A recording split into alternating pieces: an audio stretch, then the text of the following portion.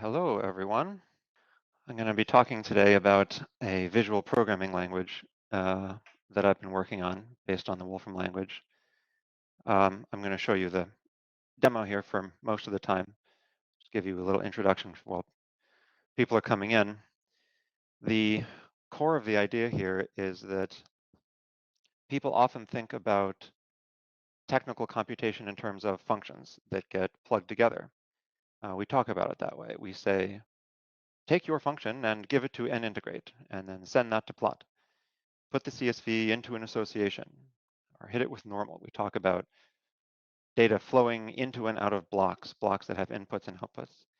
And partly that's just because that's often how programmers think about it, but also the Wolfram language with its unified symbolic structure, I think, is well suited to that way of thinking. So I had a thought that many people have, which is let's draw these diagrams and make them actually computable. So I'm going to show you my prototype that I've been working on here for a visual programming language, essentially a visual interface to the Wolfram language. And my goal in this talk is mainly to get feedback from you. So please tell me what you think. I want to know, do you like it, do you not? Is it useful, is it not? Ask me questions or connect with me afterwards, send me an email, and I would love to talk. NHOFF@visX.io. So you can see here this is the interface I'm working on. So I'm just going to start with showing you how 1 + 1 works, and then we'll get into some more examples. You can drag blocks like this. Here where are we? Raw input. I'll take another one. So we have blocks on the screen. Now we're going to want a result so we can see the output. Now let's do 1 + 100 or something. And now we want plus, so we can go through. Where is plus? Symbolic and numeric computation and mathematical functions. And yeah, there's plus, so we drag that onto the screen. So here's the regular plus function. It's a block that takes inputs, and I'm just going to wire these together like this. And I wire that up to the output. And we have this little evaluate button up here. What's happening here is that this interface is taking your diagram, compiling it to equivalent Wolfram language code. It's running it on the kernel on my machine, my local kernel, and collecting the answers and sticking them back into the diagram for you. Okay, that's the basic idea. Inputs go into blocks, they produce outputs, you can see the results. Drawing diagrams this way would get tedious fast, as I'm sure you can imagine, and there are better ways to do it that I'll get into later. Let's first look at a little more complicated example. This isn't really that complicated. So here's the cosine function. This would be cosine of x coming out of here. What comes out of here is the regular cosine of x. And I'm going to put that into integrate. Integrate takes a function and a variable with which to integrate. And now I just combine those into lists. So let me evaluate this. The output of this list is going to be cosine of x and the integral of cosine of x.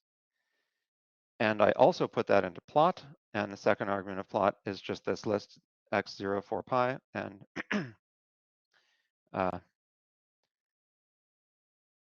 yeah, out comes our result. So as you can see, blocks can take inputs either by wiring them directly in from other blocks like this, or just by typing some Wolfram language expression into an input box here. You could, if you really wanted, explicitly say list x0 and then times 4 and pi if you really wanted to do that, but this is just clearer. Let's go one more step of complication. I'm going to show you how some Wolfram language expressions that you might want to write would render out as visX blocks. So we'll take an example problem of just calculating the first 1,000 digits of pi. In Mathematica code or Wolfram language code, which I will use interchangeably, you write something like this, real digits n pi, and you need to take part 1 because that's what real digits gives you back. So we transform this into blocks. N pi 1000 goes into real digits, goes into part 1. Now, set is just the regular Wolfram language set function. If you type, x equals y in Wolfram language, what that really means is set x comma y. I'll evaluate this, and maybe not widely known, but set does return the value it sets to. So this is going to be a list of the first 1,000 digits of pi. While it's evaluating, I see this question: what is used as the front end to render the output of the computations? This is a desktop app. It's an Electron app, and I communicate with the kernel, and it produces these results, and I paste them back in. I'm not sure if that's what you were asking. Ask again, if not. Okay, 314159. So they're the first 1,000 digits of pi. Now let's count the occurrences of each digit. So we want to see how many zeros are there, how many ones, etc. To count the number of zeros, you would write something like this: count pi digit 0. But we want to count all the digits, not just 0. So now look down here. We have count pi digits, and in there comes the whole range from 0 to 9. So look at this little port here. It's not the regular triangular port. This kind of looks like a brace. That means that this block is mapped over its input. It is essentially this. This. What you would want to write is count digits pi slot, make a pure function out of that, and then map it over your range. So this will take the count block and apply it to the first one, apply it to the second one, apply it to the third one. So we have 93 zeros, 116 ones, 103 twos, etc. Okay, now say we want to make a list plot of that. There's an annoying little problem, which is that list plot thinks that the first number corresponds to number 1, on the x-axis number 1, the second number to number 2, but that isn't what we have. Let me go down there. I wrote some of this. So we have 93, 116, but what we actually want is 0, 93, 1, 116. Fine. What you do in Wolfram language then is you just write this pure function, list of slot, and then your count pi digit slot, and map that up there. So how would that work in visX?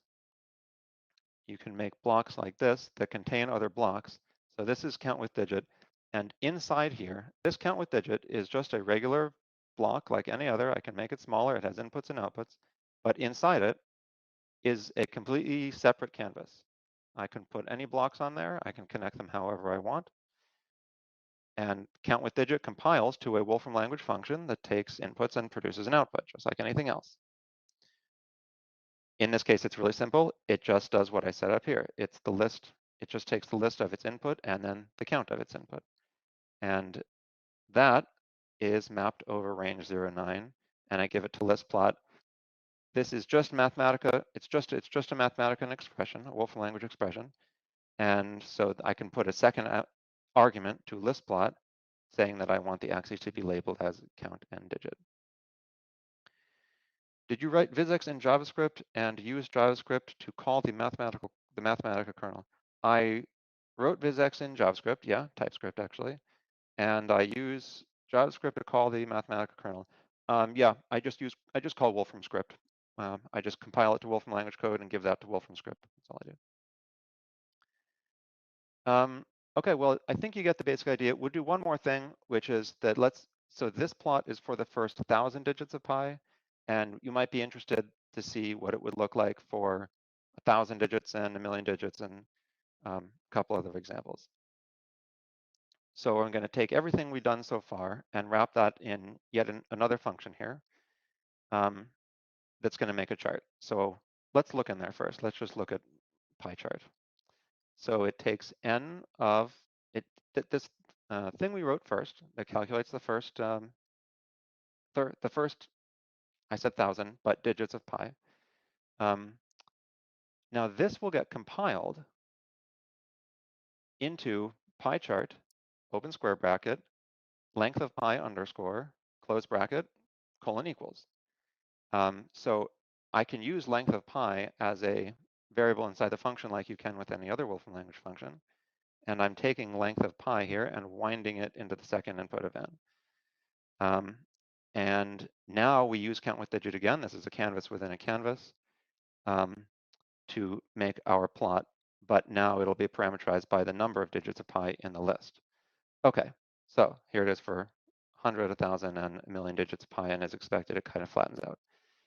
Now, inside these canvases, you sometimes, which basically means inside a Wolfram language function that you write, you sometimes have results that you want to see inside the function. Like in this case, let's say you want to verify that count with digit, which produces this list, is really doing the right thing. And that when I put it inside this outer function, it didn't mess something up. So in the first, we have now this pie chart is getting evaluated 3 times.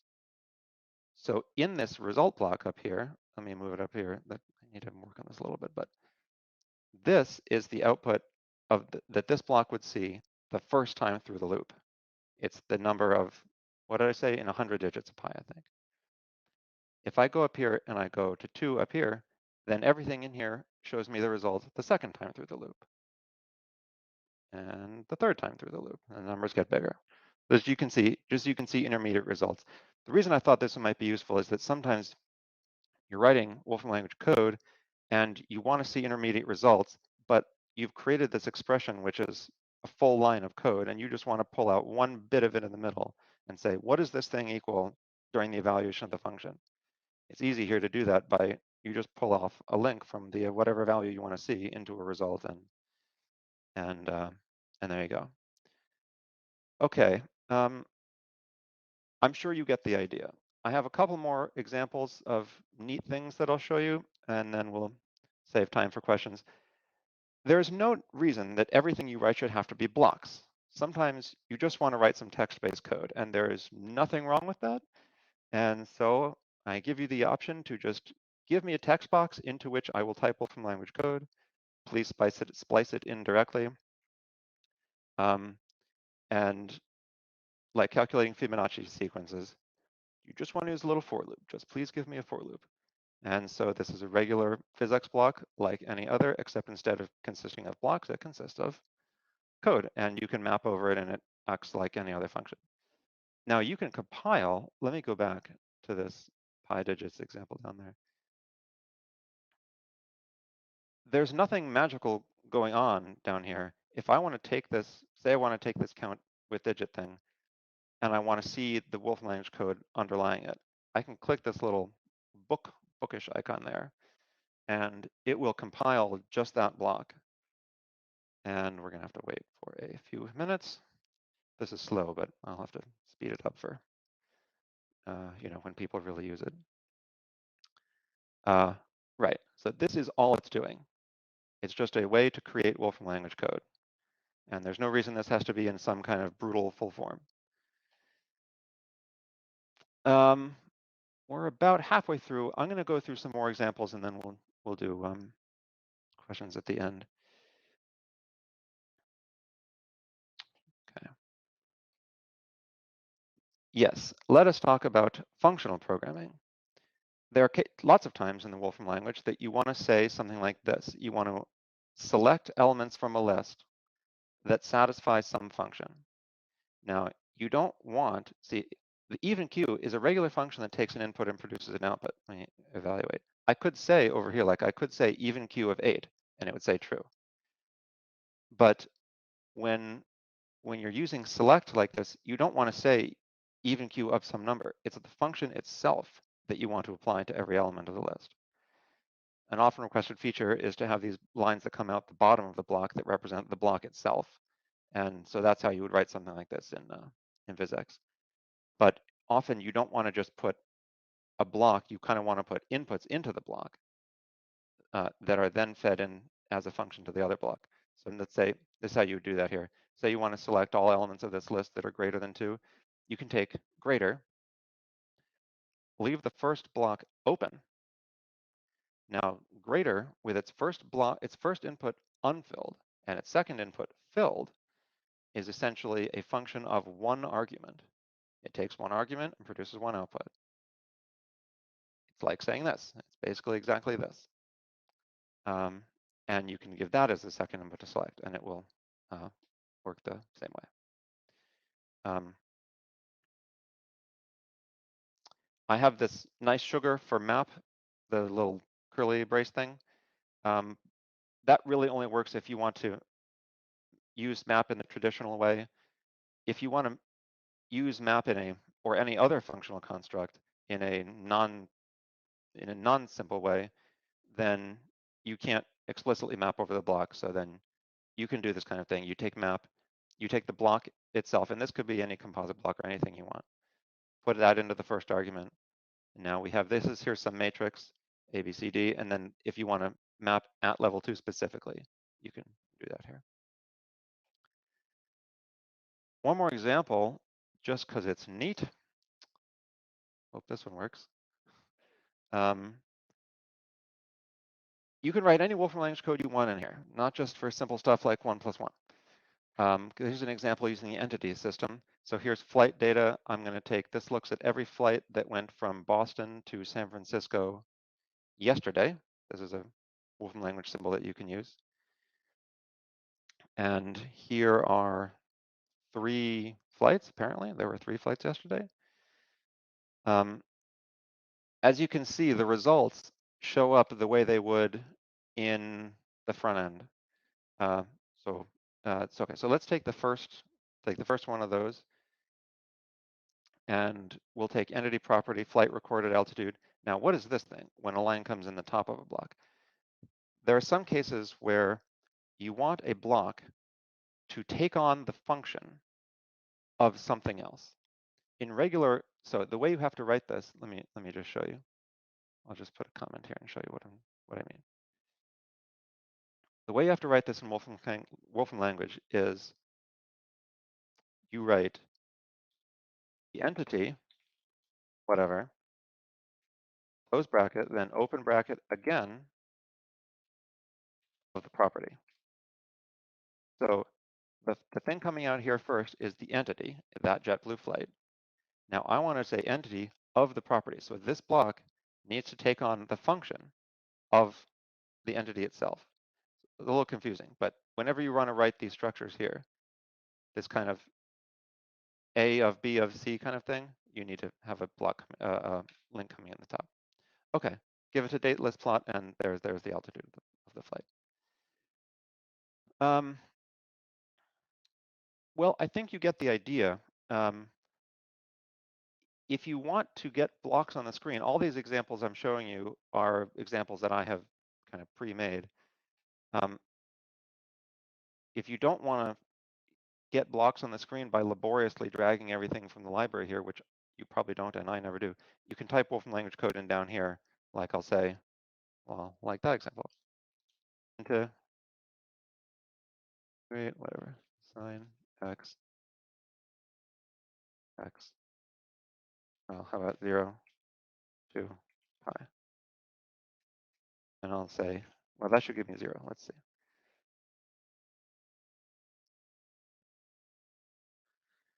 So what's happening now is it takes some time because it takes that Wolfram language code, it gives it to my local kernel, it parses it, because you don't have to type it in like this. You can use any input form expression there.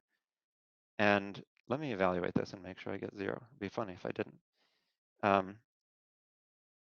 So you can use any syntax you want there, which means you can go out to the web, copy paste Wolfram language code and stick it in there and transform it into blocks.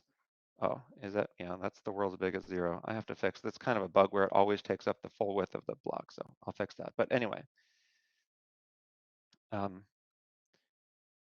And so this is just an easy way to get blocks on the screen.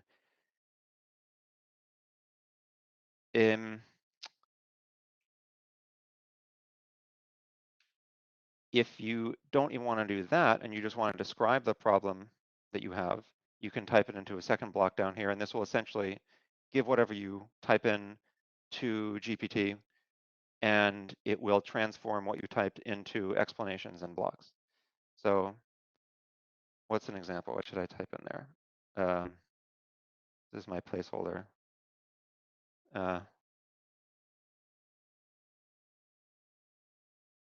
Well, fine. How many Earths would fit in the sun? Now you are going to wait with me, and we will see together if this works. Because GPT gives you something different every time. Sometimes it says, no, I don't know, think about it. And sometimes it gives you detailed code and explanation. Now, it's going to give back explanation, code, and all those bits of code will be transformed into blocks. So this is going to take some extra double time. Meanwhile, I'll look at some questions. Nice, like echo. I don't know what echo is. I thought I knew most of the visual programming systems, but I don't know that one. Reminds me a bit of the Boxer project. Again, don't know. I'll have to read about that. Thomas says, I've always wanted something like a block showing boundary, initial conditions, and range restrictions for conditions.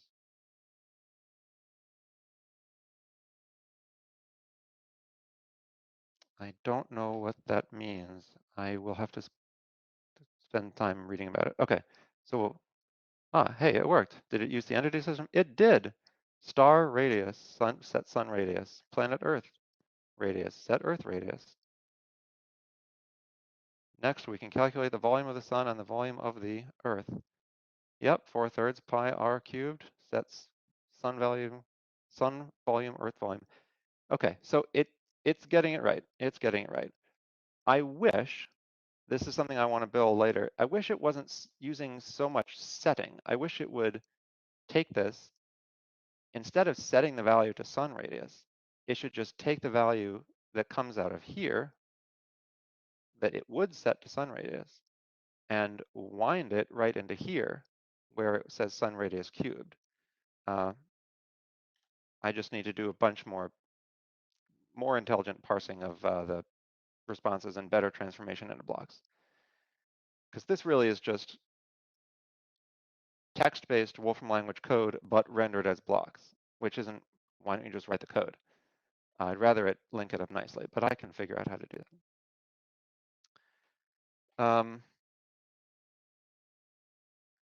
Good. Well, this went both smoother than I thought it might and faster than I thought it would. Let's think about Thomas's question here. He says, I've always wanted something like a block showing boundary and initial conditions. Actually, I don't know if anyone else can see this.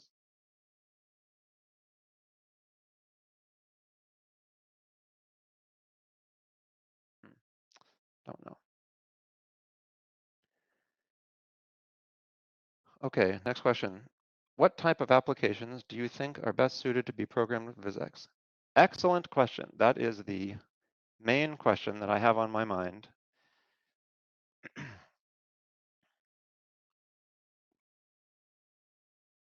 So, yeah, what's the use for this, if any? I think there are a couple of possibilities. The first one that comes to mind for me and most people is non-programmers, students essentially, learning to code. This would provide a lower barrier to entry for the Wolfram language. People won't have to be worried, they won't be intimidated by syntax. What the heck does /ampersand mean and all this? Not that it's complicated, but it is just intimidating sometimes. And something where you can point and click, put blocks on the screen, connect them up, is easier to get into. Second reason, right now, this is desktop software. You download, double-click, install, and it runs on your local kernel.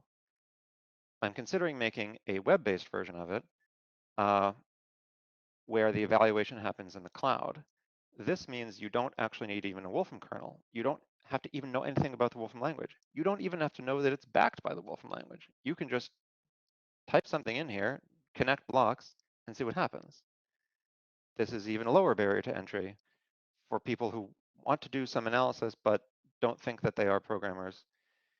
Now, I think this might be a good way to teach students programming, but I don't think it should end there. This is not the only programming language you'll ever need. And eventually, you're going to want to write regular text-based Wolfram language code in a text editor and or in a notebook and run it normally. But this is an on-ramp. Okay, number two. There are lots and lots of people out there. I've talked to, let me back up one step. This is not the first iteration of this kind of product. I've built prototypes, talked to users about what they might like, gotten feedback, changed it, went back to the users, get more feedback. So this is what people currently tell me that they're excited about. And during all of this kind of user interviews and user interaction, I've heard a lot from people who are kind of technically minded people. Think people who do drug development, people who are people who do finance, people who spend all their days in spreadsheets. These people work with numbers all the time, but they're not programmers, and they need to do some analysis, transformation of their data, and they either write really bad Python code that they don't enjoy at all and doesn't work very well and is unmaintainable, or they write completely terrible Excel functions, which they also don't like and are unmaintainable. And I think something like this might help people like that. You take your CSV file, you drop it in there, here comes my CSV, and you can look at it. You can transform it in simple ways. You could do it in complex ways, and then out comes your output CSV. So yeah, that's number two.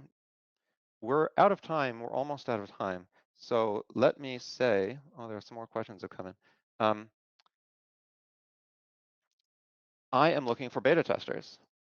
Anyone out there who wants to poke holes in this, click on it, try to crash it, or tell me what you would use it for, contact me, nhoff at visX.io, NHOFF at visX.io. I'm interested in what you think and what you would use this for, if anything, what you think other people would use it for, if anything, what I should change, what I should remove. So there are a couple minutes left. Before we end, I'll look at some more questions. Is TypeScript doing the rendering, or is Wolfram Language doing the rendering of the visX user interface? TypeScript is doing the rendering. This is essentially a giant TypeScript React app. What you are looking at here is regular React user interface elements. These are Electron menus, and all of the stuff on the canvas here is all SVG. Okay, well, we're almost out of time here. So with that, I will thank everyone for attending. Email me if you're interested in being a beta tester. Email me if you have any feedback, anything you want to tell me, and thank you for your attention. Bye.